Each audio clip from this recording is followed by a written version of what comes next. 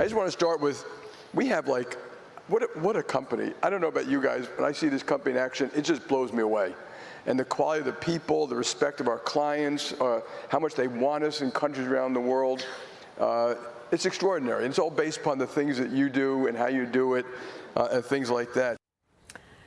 And that's JPMorgan Chase Chairman and CEO Jamie Dimon talking with his leadership management teams. That was so inspiring, Jamie. Tell us a little about what you were doing there. So I was with 300 of our top leaders from around the world and from all around the world.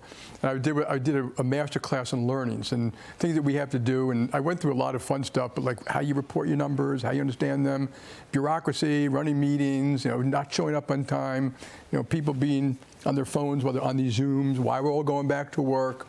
And it was great. I really haven't done that like that before, and I had a little fun doing it. I actually prepared for it. It wasn't all off the cuff, and it's available on YouTube now.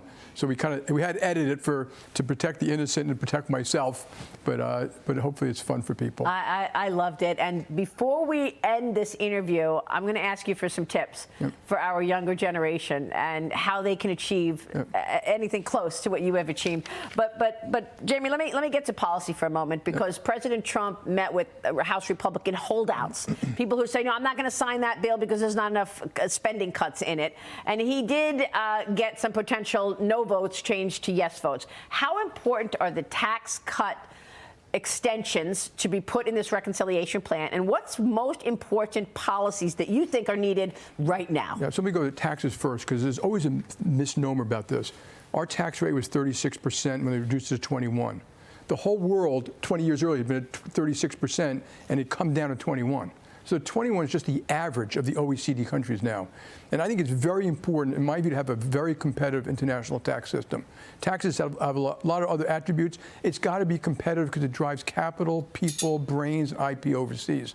I would always much prefer to tax, individual income than corporate or business income. One drives growth, one doesn't. If you drive growth, by the way, whatever you own will be worth a lot more. So when you talk about policy, and my chairmans that I have taxes, get it right.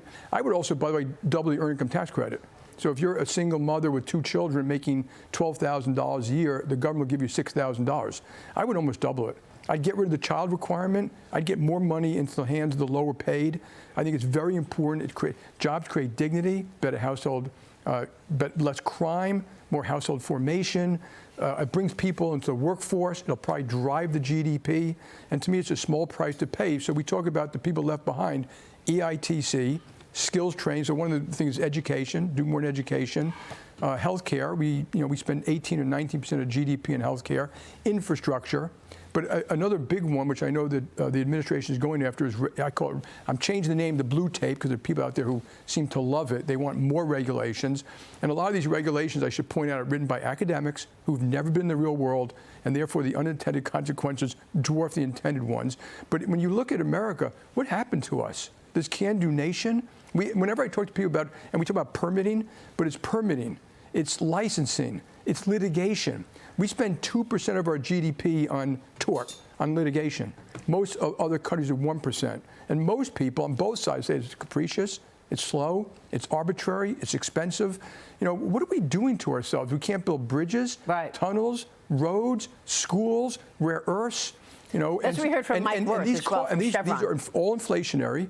They slow down growth. They are demoralizing when you can't move to a different state, because you have to, I think, to cut hair in New York City, you have to get 3 licenses. It'll take 6 months. You can't afford to move. And so, I give you a million examples.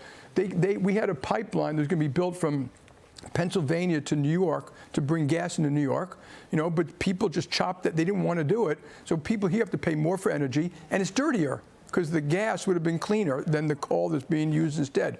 We can't build solar. We can't build offshore.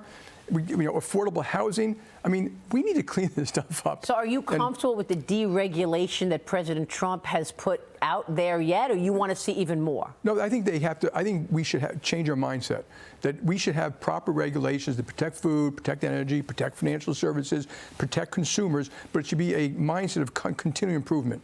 Not more. We just add layer after layer of inconsistent rules and regulations, which then every business I know has got to struggle with.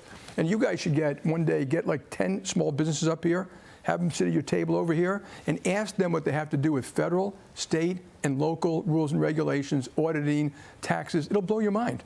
I mean, and by who does it hurt the most? Small businesses and lower income. Right. And so when we attack these things, let's remember why we're attacking them. We're not trying to make it easier for JPMorgan.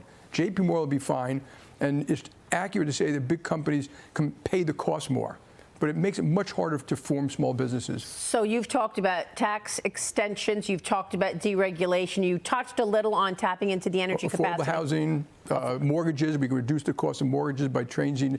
Energy is unbelievable. Like we have, we're self-sufficient. We have the LNG, which is an unbelievable thing, which, was stopped for a little bit of time. But the thing about energy is particularly the gas, it's clean. It's good for our allies. It's good for us economically. And you're going to find when you want to conquer climate, a lot of that's going to come from the R&D that comes out of the big companies. Whether it's biomass or carbon capture or better batteries, I think we'll find the solution. But it won't be because people are guessing. It'll be the R&D that takes place. So, but we should also use the LNG to help our allies. Korea, Europe, Philippines, they need it. Japan. And I think President Trump right now is working on something to get our LNG sold across the world, even more to Japan, to the European Union. I mean, rather than Russia. Right. Let me move on to policy from the Fed, because tomorrow the Senate Banking will hold a confirmation hearing of Mickey Bowman as Vice Chairman of Supervision at the Federal Reserve, taking over for Michael Barr. What changes? What do you think happens now? Should she be confirmed? So yes, she should be confirmed. It needs radical changes. There's this notion I read sometimes that, the rules and regulations, the banks gain off. Our rules and regulations of capital liquidity have been going up like this for 15 years.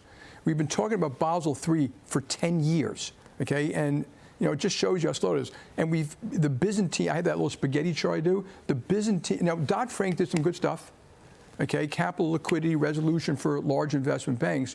But we've just added more and more, and it's hard for the regulators. If you look at my chart, 7 people do housing. 5 people do derivatives, 6 people do this. The number of public companies has gone from like 8,000 public companies 25 years ago to 4,000 today. The cost of being public is far too high. There's too many frivolous, I hate the proxy advisors. There's too many frivolous shareholder meetings, which again, a little less frivolous. We have the best in the world, but we need to make it better. And we should ask ourselves, what do you want? Why are you doing this? 80% of the mortgage business is outside of banks. If the regulators said, that's what we want, that would be fine. But it wasn't, they didn't do it for that reason. Private credit is growing rapidly. I'm not against private credit. Hedge funds, private equity-owned companies. Is that what they wanted? Is that the best system for America? Is that the most transparent?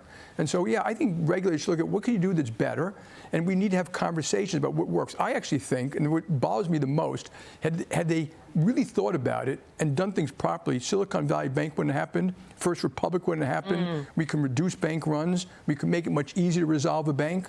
We can create more liquidity in the system, and we create more lending in the system. Well, isn't there? That's what we should be doing, and not just this constant being up on large banks. And the other thing is, we want to help the small banks. So this isn't just about we're the biggest bank to small banks.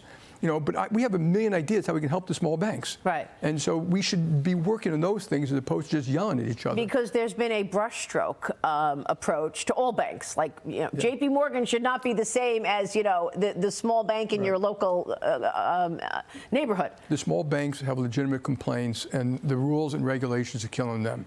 They can't afford. One of the guys told me that they have, for every loan officer, they have a compliance officer. I mean, you can't afford that kind of stuff, and that filters in the system. Remember, these community banks they're excellent. They're stalwarts in their communities. They do things that we can't do, so we want to help them. And there are ways to do it. And yes, they shouldn't have one-size-fits-all regulation. And then there's all the shadow banks, right? I mean, over the last couple of years, you've seen market share go away from the large banks and into folks like Apollo and BlackRock and all of these alternatives. Yeah, the regulators were supposed to ask, under the law, the Administrative Procedures Act, supposed to say, what's the cost benefit of this? How did it work? Why are we doing it? What do we want it to happen? And they basically never did that. Yeah. And to me, let's just go back, roll up your sleeves, and do what we should have done in the first place. Jamie, my final question for you: after all of these incredible years of success and leadership in this great nation and the world, what tips do you want to give the younger generation who is coming up and watching you and wanting to learn how you achieved all of this? Give us some advice. So work hard, learn, read everybody. Don't get into the ecosystem of Democrats, Republicans, conservatives, progressives.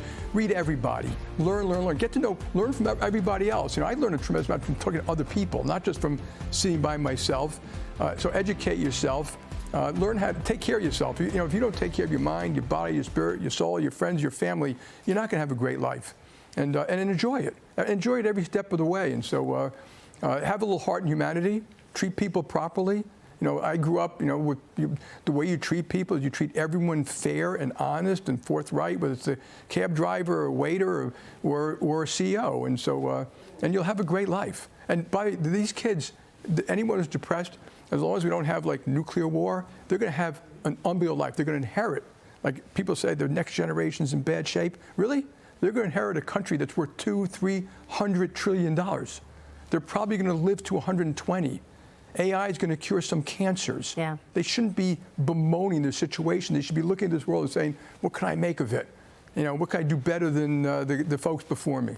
Jamie, it's great to have you this morning. Maria, thank you. Thank you so much. Jamie Dimon. We'll be right back. Stay with us. You're watching Mornings with Maria, live on Fox Business.